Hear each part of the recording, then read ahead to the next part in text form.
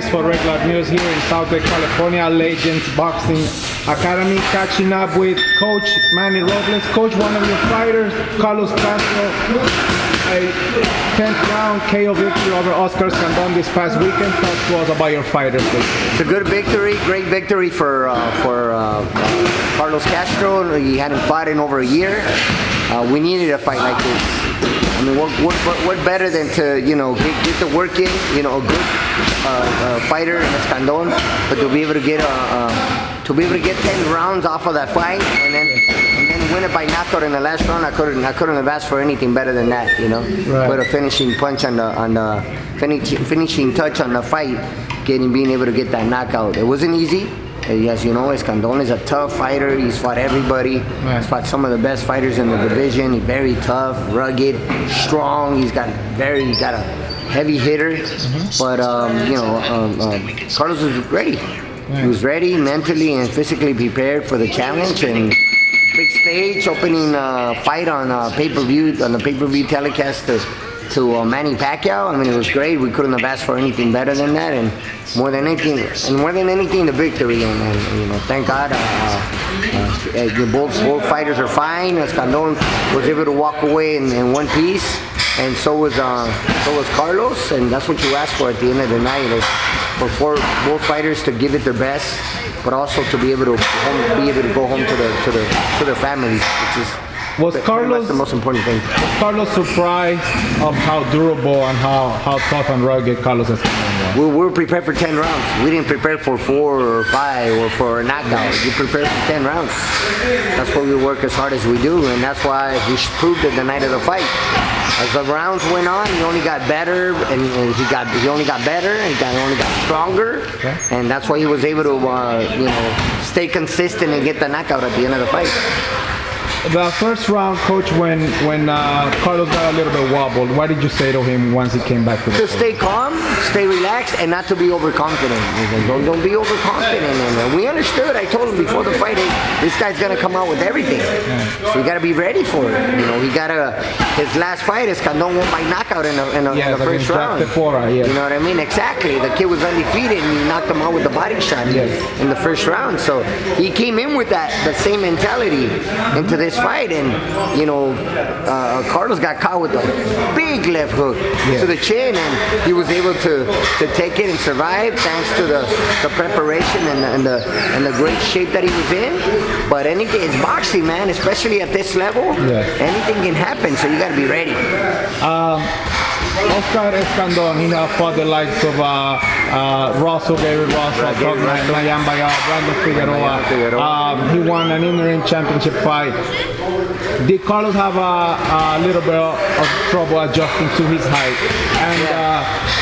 And knowing you guys how strong Oscar Escandon was for being a guy of such a small stature. Well, look, you win your fights in the gym. We had great sparring. We had some very good sparring partners, and which helped, because it's not easy fighting a guy that short. It's really definitely not easy. Can you explain to us, Coach, why? Because the shorter fighter is the turn or get on the inside. Somebody like Escandon, he's a one-dimensional fighter. He's gonna fight you on the inside, and he's gonna be on top of you. So when he's able to do that and pressure, he's able to stay on the inside, he has the advantage. Escandon has the advantage being the shorter fighter. But so as a boxer like Carlos, he has to be able to control the center of the ring and be consistent and be able to handle that type of pressure. You know what I mean? Yeah. So you have to be in great shape to be able to handle the pressure that Escandon can put on you, and which he was able to, and luckily because of the preparation and the camp that we had, he was able to do that and execute the game plan. How much more did Carlos Castro learn in the 4 or 5 months that he was with you, Coach? I don't know. I mean, that's a question that only Carlos can answer. You know what I mean? I like what I saw. Right. I was pleased with the development and with him listening and staying calm and collective. It also gave me an opportunity to get to know Carlos.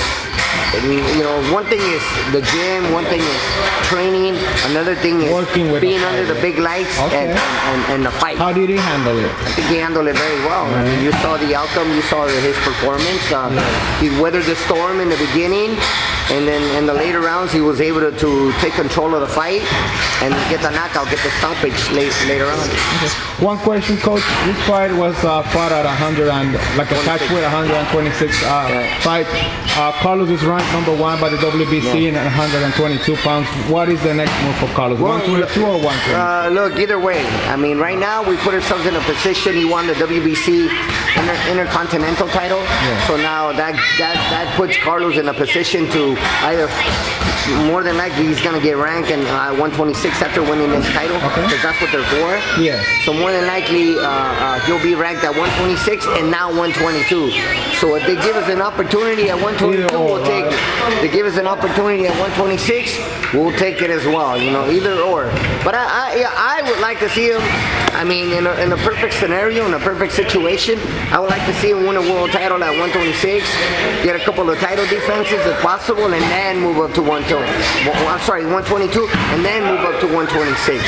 Because he's got the height and the reach for it to fight it. And it's incredible how this kid, he had made at 126 no problem, and I'm sure he'll be able to make 122. So got the height and the reach, you know, for the division. He's a tall fighter for 122 pounder, even 126, even 130. So I like to see him, you know, hopefully, you know, like I said, in the perfect scenario, in the perfect world, will be for him to be a world champion 122, then 126, and maybe 130.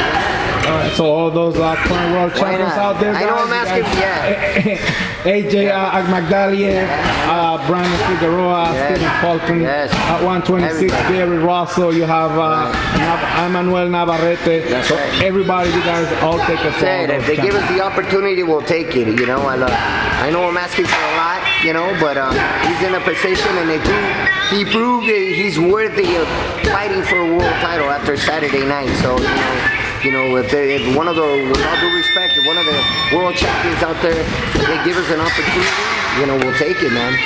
That's what we're in this business for, you know? Right. Could we see Carlos Castro fight before 2021? I'm hoping we can probably get another fight before the end of the year. I'm hoping. I mean, like I said, in the perfect world, if we can get another fight before the end of the year. I mean, we're now in August, maybe October, November. We'll take it.